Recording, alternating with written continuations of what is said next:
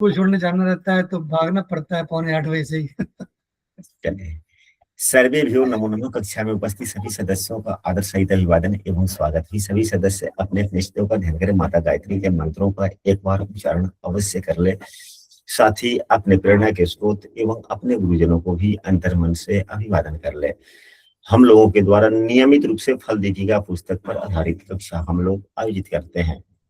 आज से जो यह कक्षा शुरू हो रही है, फल दीपिका पुस्तक के तीसरा अध्याय वर्ग विभाग। यह कक्षा बहुत लंबी चल सकती है।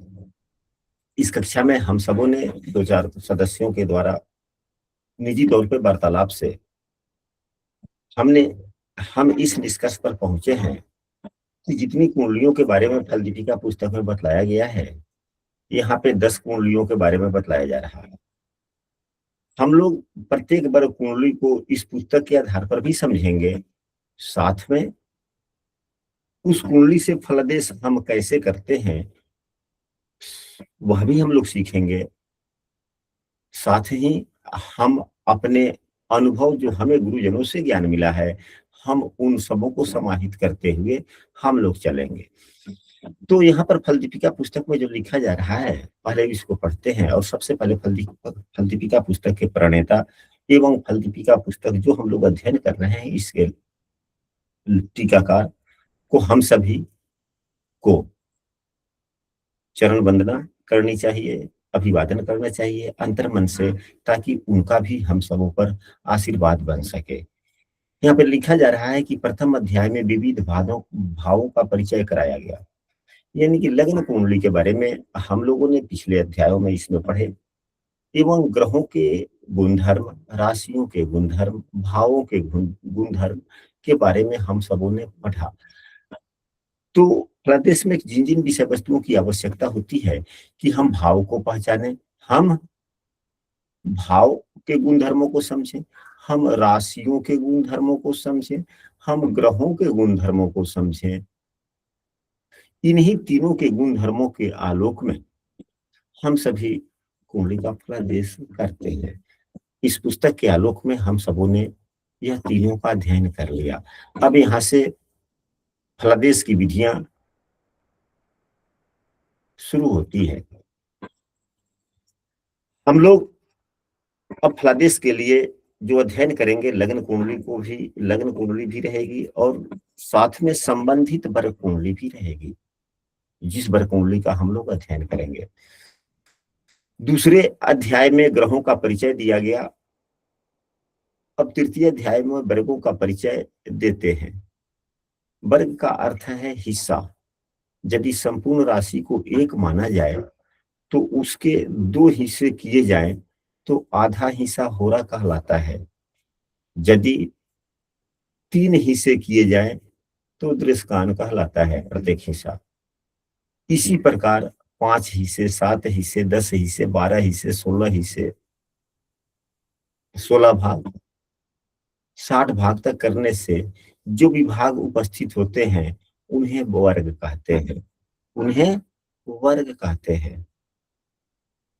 यहाँ पे 10 वर्गों के बारे में बतलाया गया है, परंतु हम सभी 16 वर्ग पढ़ेंगे।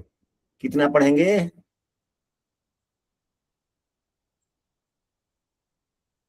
16 वर्ग। 16 वर्ग पड़ेगा। सभी 16 वर्ग पढ़ेंगे। हाँ, सभी 16 वर्गों के बारे में पढ़ेंगे। हमने बहुत पूर्व में प्रयास किया था कि सभी वर्ग कुंडलियों का फलादेश एक साथ, मतलब एक बार वर्ग कुंडली के नाम से क्लास चले, वह नहीं चल पाया। तो यह सुबह की कक्षा में हम लोग करेंगे। एक भाग यानी कि लग्न कुंडली जो होती है, वहां पे प्रत्येक राशि यानी कि प्रत्येक का मान 30 अंशों का होता है, होरा 15 अंशों का होता है, दृष्कान 10 अंशों का होता है। त्रिशांश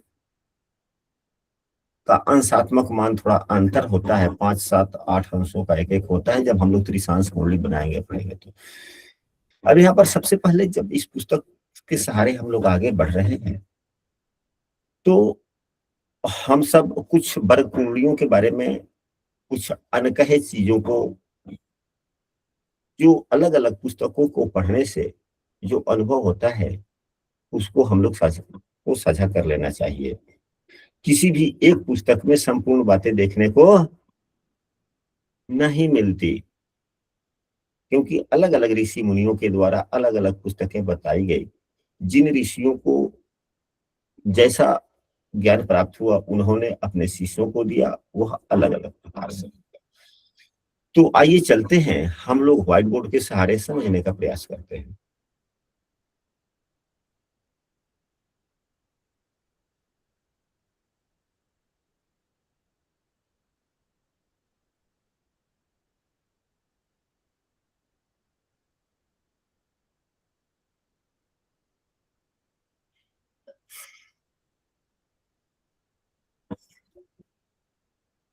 तो सबसे पहले हम लोग बरकुंडलियों के बारे में कुछ चर्चा कर ले कि बरकुंडलियां होती क्या है। हम लोगों ने पुस्तक में पढ़ा कि बरकुंडलियां क्या होती है, इसकी महत्ता क्या है, अलग अलग पुस्तकों में अलग अलग प्रकार से बतलाई गई है। यह कहा गया है पुस्तकों में कि जीवन के जिस क्षेत्र के लिए हमारे पास में प्रश्न आए, जीवन के जिस क्षेत्र के लिए हमारे पास में प्रश्न आए, जी-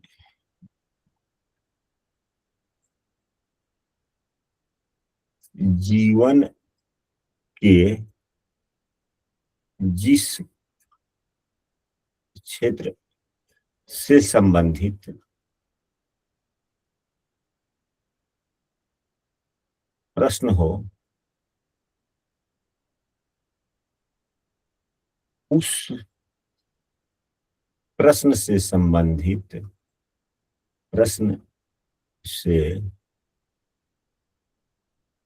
संबंधित वर्ग कुंडली एवं लग्न कुंडली दोनों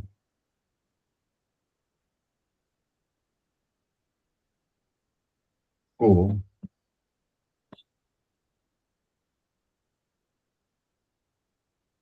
देखना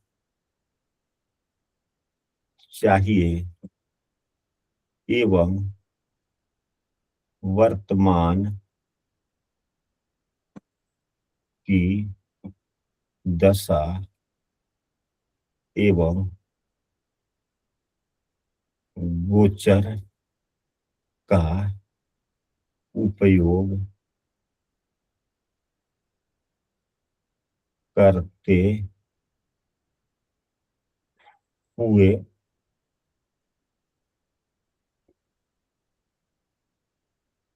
फलादेश करने का प्रयास करना चाहिए। यह हमने आज तक अपने जीवन में जितने पुस्तकों को पढ़ा, उस पुस्तकों का या हमें अपने गुरुजनों से जो शिक्षा मिली, उसका यह सारांश है। अब बर कुंडलियों के लिए क्या है, तो बर कुंडलियों का उपयोग जीवन के जिस क्षेत्र के लिए हम लोग बर कुंडली बनाते हैं, जैसे कि सबसे पहले हम लोग D2 कुंडली का अध्ययन करेंगे, तो जानना चाहिए हम सबों को कि D2 कुंडली से क्या क्या देखा जाता है।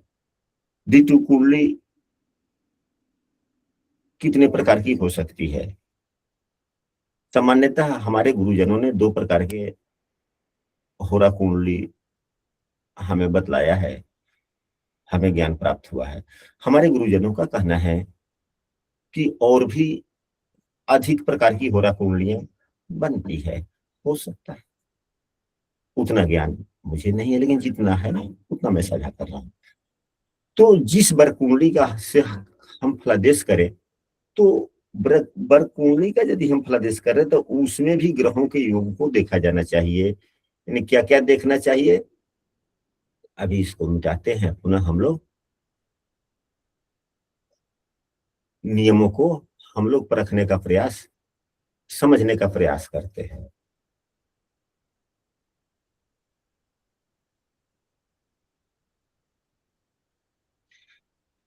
तो सबसे पहले जिस वर कुंडली का हम लोग फलादेश कर रहे हैं, किन किन विषय वस्तुओं को हम सबों को सदैव ध्यान रखना चाहिए। वर कुंडली को लग्न कुंडली के जैसा ही फलादेश करना चाहिए। लग्न कुंडली के जैसा ही फलादेश, यानी कि लग्न कुंडली में योग बन रहे हैं। मान लीजिए कि अगर लग्न कुंडली में किसी शुभ भाव के स्वामी का राशि परिवर्तन हो, यहाँ जो आप लोग लग्न कुंडली देख रहे हैं या युति हो, तो क्या कोई अच्छे योग बन रहे हैं?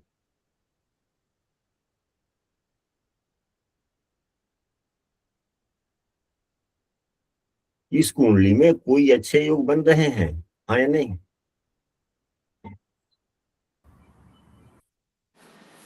गुरुजी, राशि परिवर्तन है गुरु और बुध का। हाँ, तो यह क्या देता है?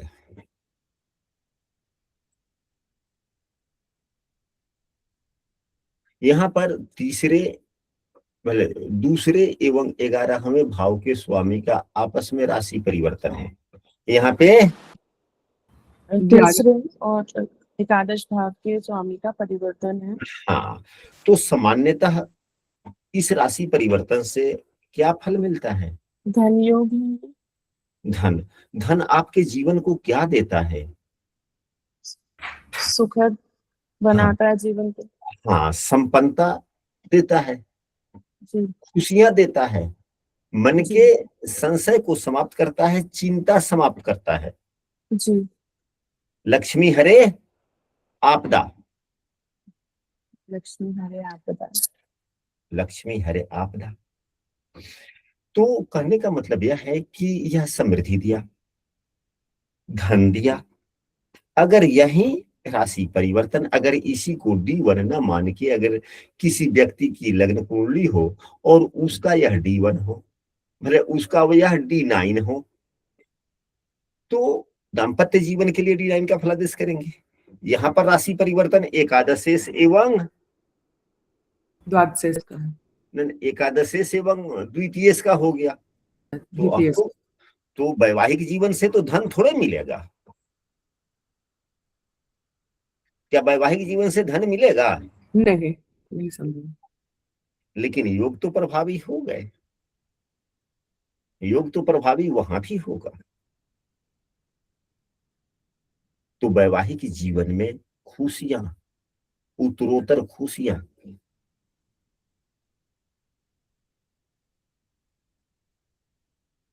वैवाहिक जीवन में समृद्धि, यानी कि एक दूसरे से लगाव बढ़ने की संभावनाएं।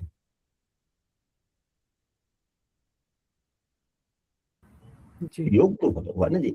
अगर योग हुआ तो समृद्धि दिया है, तो समृद्धि दिया लग्न कुंडली के लिए, तो नवमांश कुंडली में भी समृद्धि देगा। तो वह किस चीज के लिए समृद्धि देगा, किस क्षेत्र में समृद्धि देगा? आपसे लगाव के लिए, वैवाहिक जीवन में समृद्धि देगा। वैवाहिक जीवन में धन देगा। तब वैवाहिक जीवन का धन क्या होता है?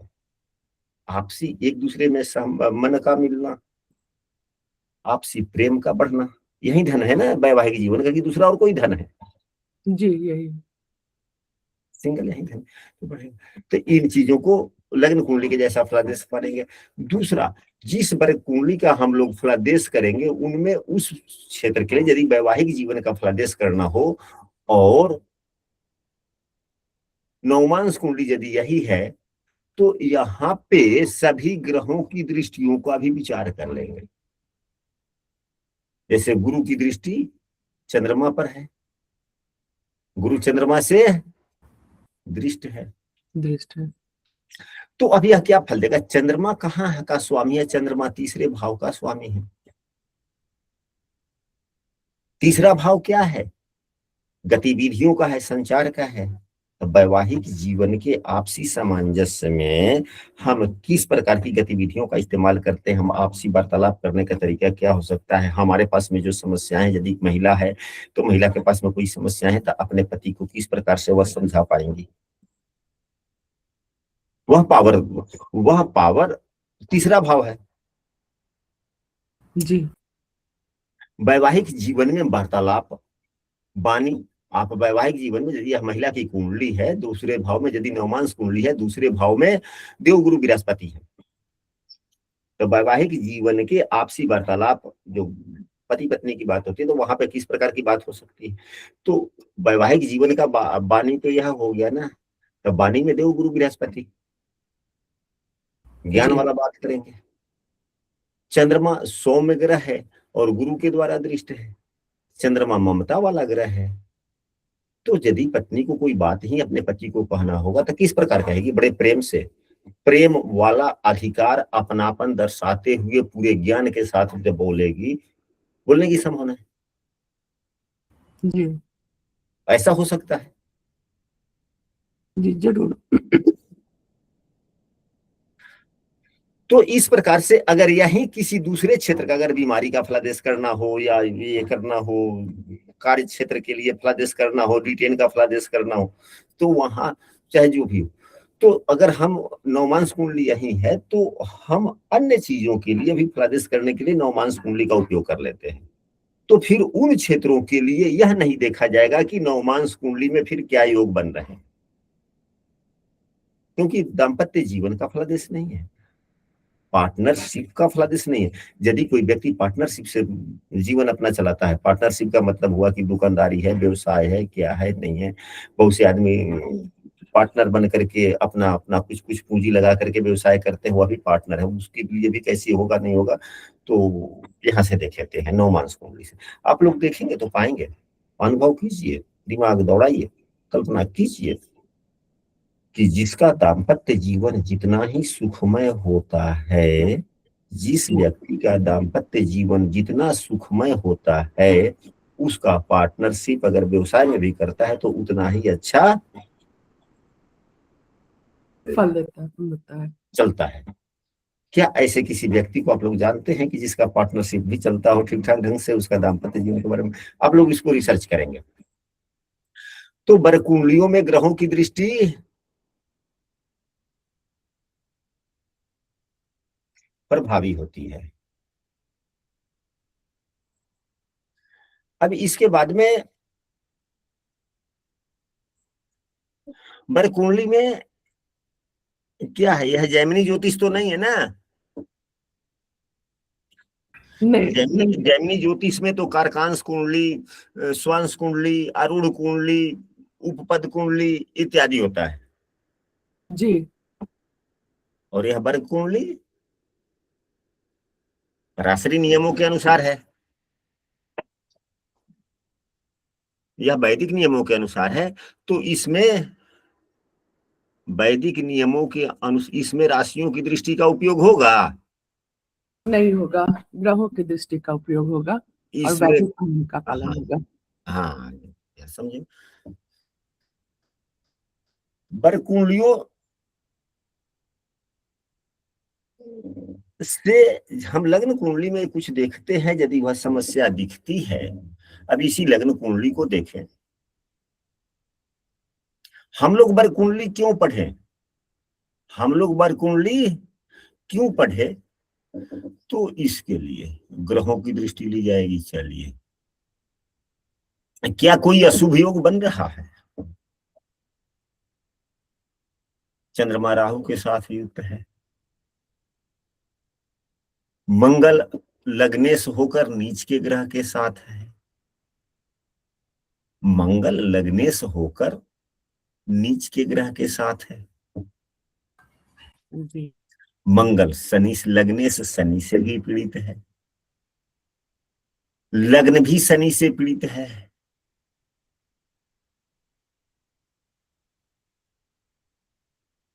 हमारा आत्मा सूर्य 12वें भाव में है एवं अंशात्मक मान से बहुत कम है, 1 अंश होके है। तो क्या कुछ अरिष्ट योग बने कि नहीं बने? बन रहे हैं। जी गुरु। लग्न के लिए बने। चंद्रमा 28 अंशों का है, राहु 12 अंशों का है। तो 12 और 16 28 यहाँ पर राहु का प्रभाव चंद्रमा पर नहीं पड़ा।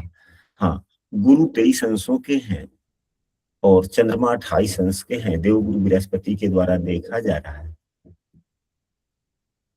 चंद्रमा थोड़ा रिश्तों का संबंध दिख रहा है, लेकिन यह भी देवगुरु बृहस्पति अष्टमेश एवं एकादशेश भी है, अकारक ग्रह। चलिए हम लोग किसी अन्य प्रश्नों पर चलते हैं।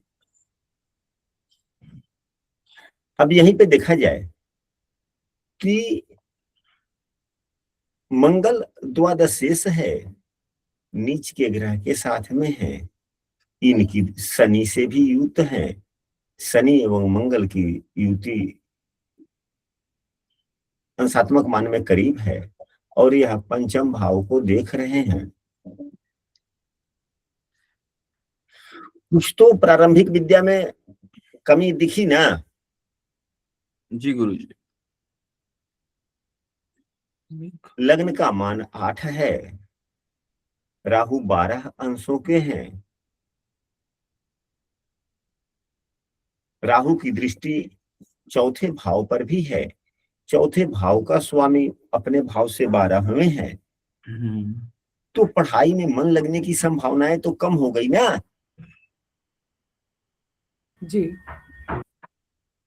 चौथा भाव मन लगने का है, चौथे भाव का स्वामी कुंडली के 12वें भाव में हो गया, अंशात्मक मान से 1 अंश से भी कम है, यानी कि अंश दोष में चला गया। भाव का स्वामी चौथे भाव पर राहु की दृष्टि पड़ गई, मन तो लगेगा, लगने की संभावनाओं में कमी आ गया। पंचम भाव के स्वामी जहां भी बैठे हुए हैं, अपने नीच राशि में बैठे हुए हैं, शनि से युक्त है, इत्यादि इत्यादि। जी गुरुजी।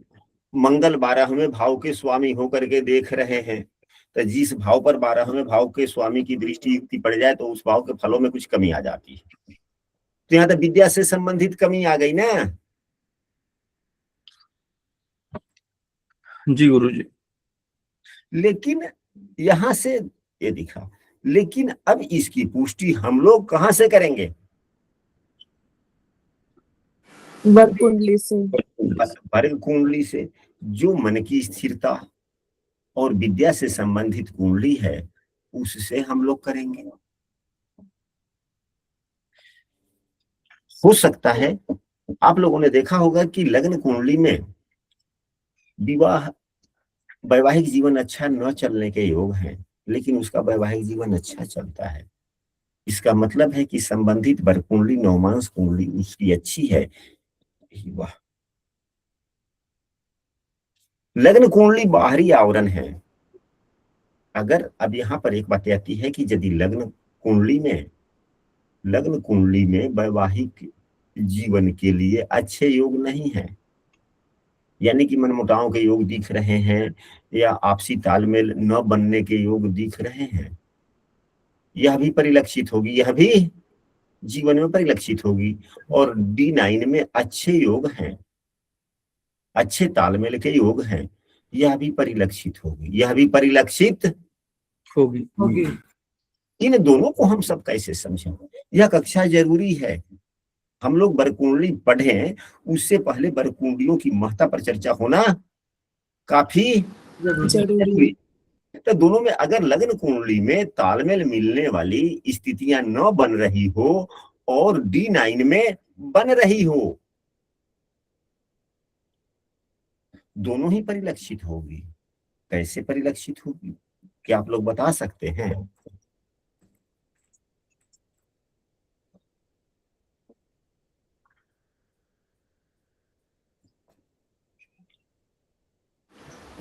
गुरुजी वहां पे क्या हम लग्नेश और सप्तमेश की स्थिति को जानेंगे?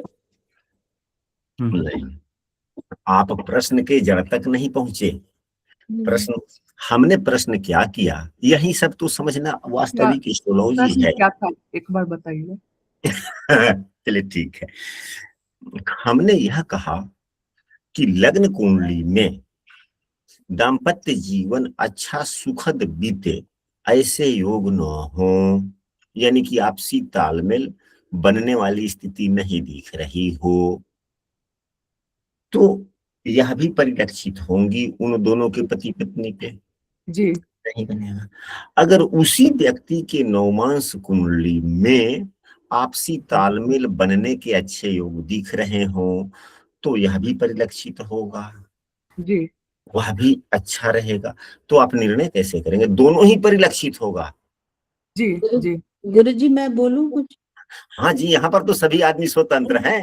हाँ जी गुरुजी ऐसे देखने में ये लगेगा कि वैवाहिक जीवन अच्छा नहीं है, पर मन से वो चाहते हैं एक दूसरे के प्रति समर्पित रहें, इस तरह का भाव हो सकता है। हाँ D9 हाँ जी, बाहरी दुनिया के लिए लग्न कुंडली दिखावा है, जो जिसको बाहरी दुनिया देखती है, जिसको बाहरी दुनिया देखती देखती है। देखती है, लोगों के नजर में, मतलब इन लोगों का कार्यकलाप कुछ ऐसा होगा कि लोगों के नजर में तालमेल, लोग कहेगा प्रणवा देखो उसका अपने मर्दे मेहरारू में पड़ता है, ये नहीं है तो क्या करेगा।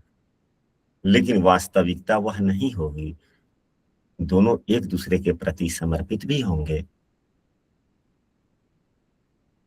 अंतरात्मा से समर्पित होंगे।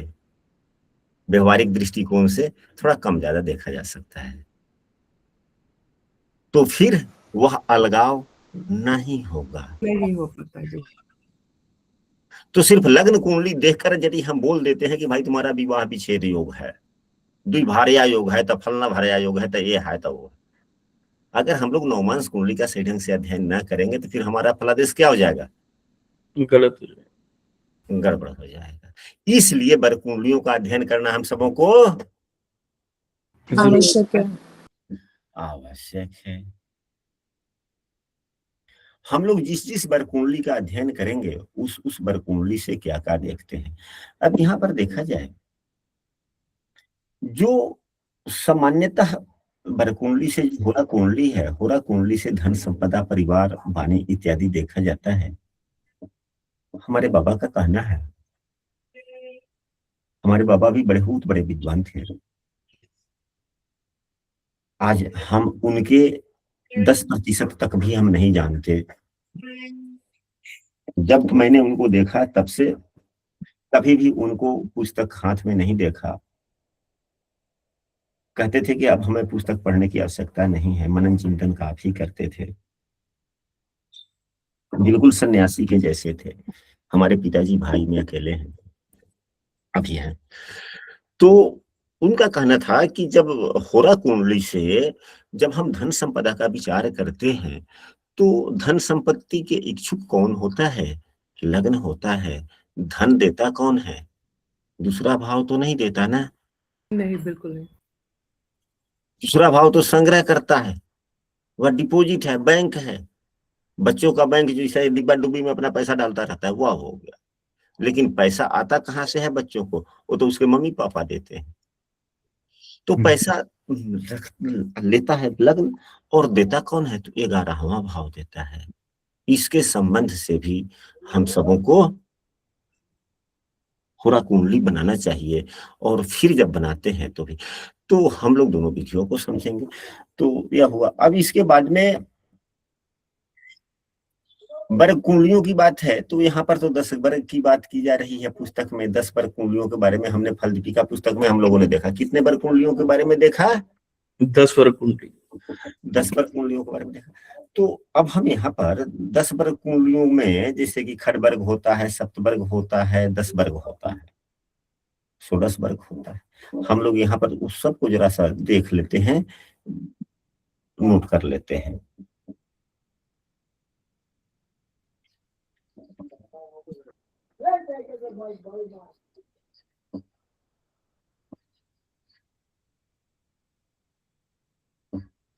यदि कोई कक्षा में नया है और प्रतिदिन की कक्षा में शामिल होना चाहते हैं तो दिए गए नंबर पर व्हाट्सएप मैसेज कर आप कक्षा में शामिल हो सकते हैं, या इस वीडियो के डिस्क्रिप्शन में हमने अपने व्हाट्सएप समूह का लिंक भी दे दिया, वहां से भी शामिल हो सकते हैं।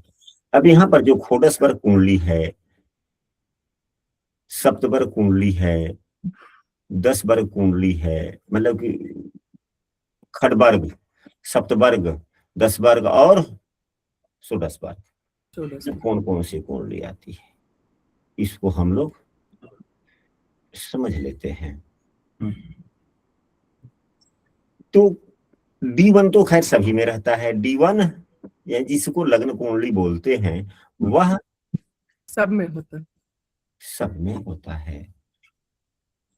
अब इसके बाद में D2 जिसे होरा कुंडली कहा जाता है, D2 कुंडली।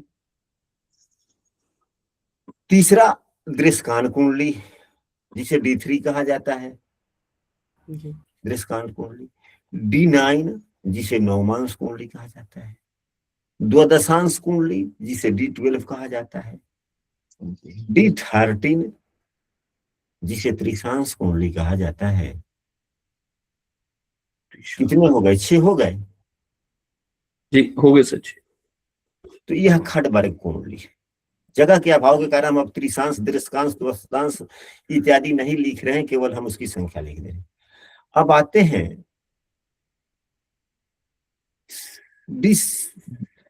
सप्तवर्गीय कुंडली। सप्तवर्ग की कुंडली में 7 वर्ग कुंडलियां होती है। 6 तो यह सभी होते हैं, यानी कि D2 भी होगा, D3 भी होगा, D9 भी होगा, D12 भी होगा, D13 भी होगा। एक D7 जो सप्तमांश कुंडली होता है वह सम्मिलित हो जाता है तो सप्तवर्गीय कुंडली बन जाती है। 10 वर्गीय कुंडली में कौन कौन से होते हैं? तो 10 वर्गीय कुंडली में D1 होगा, D2 होगा, D3 होगा, D7 होगा,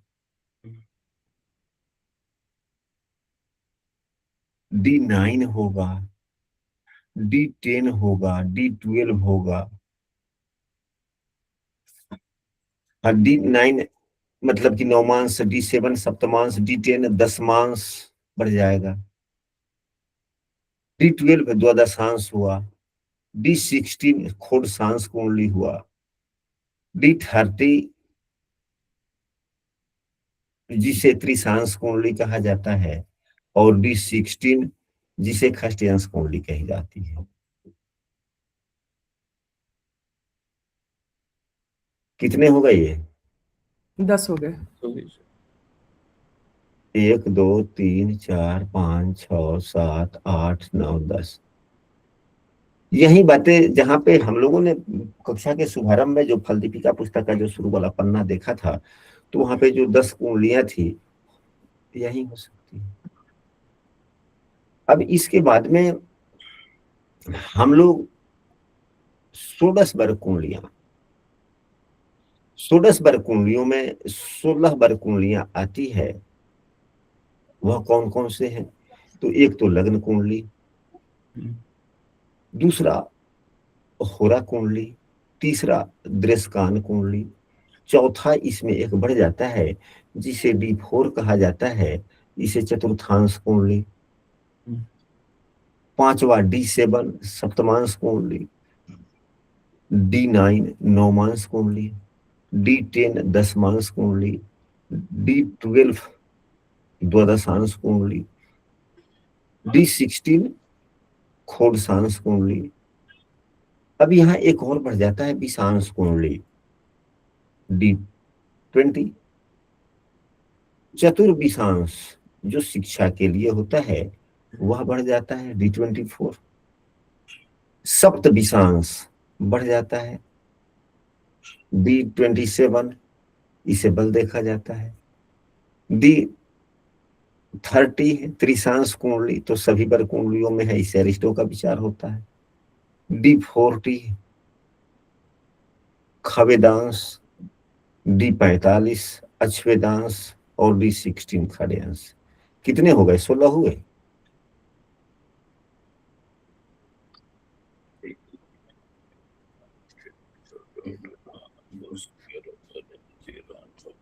जी गुरुजी 16 हो गए। हो गए। यह 4 प्रकार के वर्ग कुंडलियों का समूह है। 4 प्रकार के कुंडलियों का, वर्ग कुंडलियों का समूह है। अब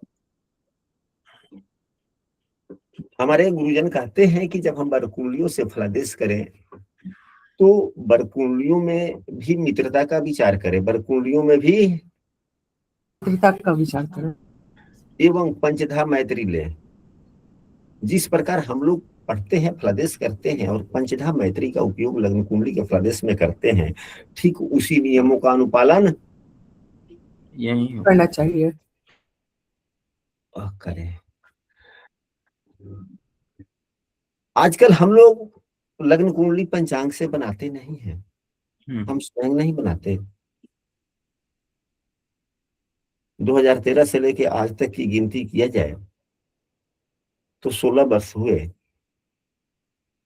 2013 तक हम लग्न कुंडली पंचांग से बनाते थे, 2013 के बाद से आज तक नहीं बनाया। 2013 के बाद से अभी तक हम 13 कुंडली भी नहीं बनाए।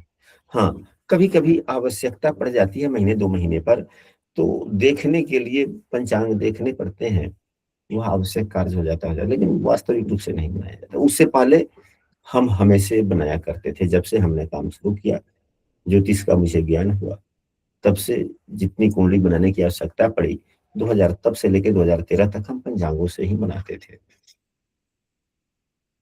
गुरुजनों का कहना है कि कोई भी ग्रह और जितने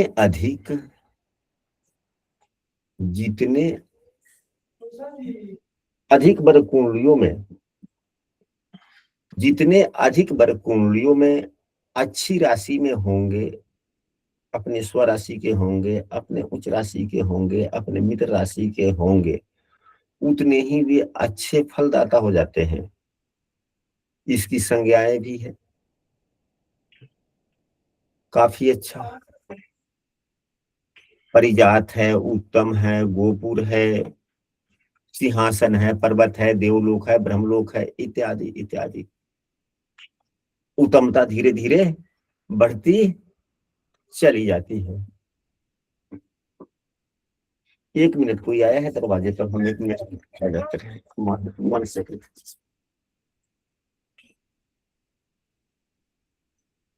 ये बात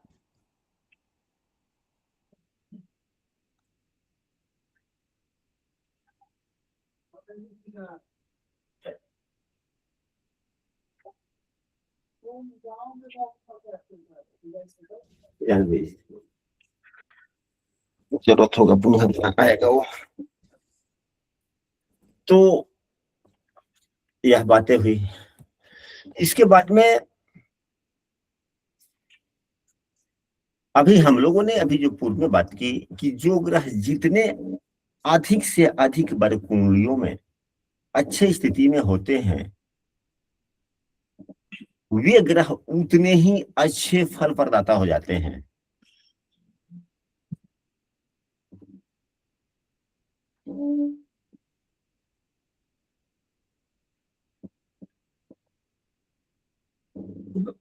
ग्रहों का वर्गोत्तम भी होता है। हम सभी नवमांस का ही प्राथमिकता क्यों देते हैं? तो नवमांस से ग्रहों का स्वभाव पता चलता है कि वह ग्रहगण किस स्वभाव से फल देने वाले हैं। और कोई भी काम, चाहे हमारा पढ़ाई हो, नौकरी हो, प्रतिस्पर्धा हो, चाहे कोई भी काम हो, हम अपने स्वभाव के अनुसार करते हैं। तो इसलिए महत्ता हो जाती है। नवमांस कुंडली को आत्मा भी कहा जाता है। तो आज की कक्षा में हम लोगों ने कुछ सीखा तो नहीं, आज की कक्षा में हम लोगों ने कुछ सीखा तो नहीं, बेसिक बहुत चीज जान गए। परंतु जहां तक हमें आवश्यकता हुई, ज्ञान हुआ कि कम से कम वर्ग कुंडली की कक्षा में अध्ययन करने से पहले हम सभी प्रारंभिक कुछ बातों की चर्चा करें। तो हम लोगों ने चर्चा किया और आज की कक्षा कुछ गुरुजी बहुत ज्ञानवर्धक थी। हमें नहीं पता था ये 4 तरह की वर्ग कुंडलियां इस तरह होती है। हम तो यही सोचते थे कि सारी एक ही है, D1 से लेकर D60 तक। नहीं। तो यह कक्षा आज से वर्ग कुंडलियों के नाम से कक्षा जानी जाएगी, रहेगा फल दीपिका ही। जब वर्ग कुंडलियों की कक्षा समाप्त होगी तो पुनः हम लोग फल दीपिका पुस्तक से चलेंगे। हो सकता है यह वर्ग विभाग 2 महीना, 3 महीना, 4 महीना, 5 महीना, 6 महीना, जितने महीने चल रहे हैं, क्योंकि हम लोगों को तो फलादेश ही सीखने हैं, हम लोगों को फलादेश फलादेश सीखना है। फलादेश ही सीखना है।